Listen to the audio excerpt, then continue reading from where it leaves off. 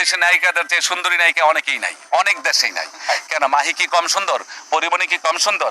শাবনূর কি বুঝেই গেছে? শাবনূর কি কম সুন্দর? শাবনূরের সঙ্গে ছবি করার জন্য সাকিবের দিয়া একটা ছবি করামো, এই জন্য শাবনূরের পায়ে সুদ্ধা ধরছি, পপির বাড়িতে গেছি, পপির মারে পায়ে ধরছি, তো ওর বাপের পায়ে ধরছি। তো আমাদের বাংলাদেশে কি শাবনূর নাই? আমাদের বাংলাদেশে কি অপবিশ্বাস নাই? আমাদের বাংলাদেশে কি বুবলি নাই? আমাদের বাংলাদেশে কি পরিমণি নাই? মাহিয়া নাই? তারা অনেক সুন্দরী।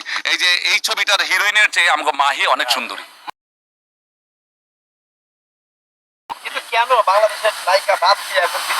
এখন ওই ডাইরেক্টরকে জিজ্ঞান, প্রডিউসারকে জিজ্ঞান, ডাইরেক্টরকে জিজ্ঞান, প্রডিউসারকে জিজ্ঞান এবং হিরোকে জিজ্ঞেস করেন কেন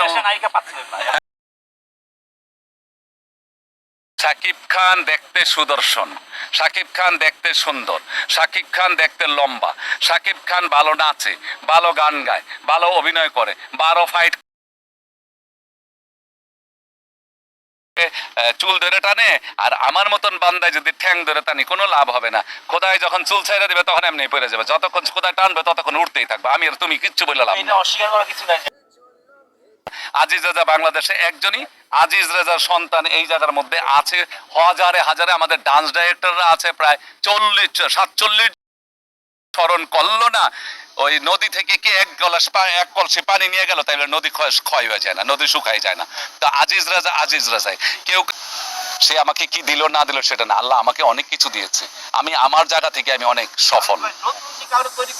আর না, নেড়া আর বেলতলা যায় না।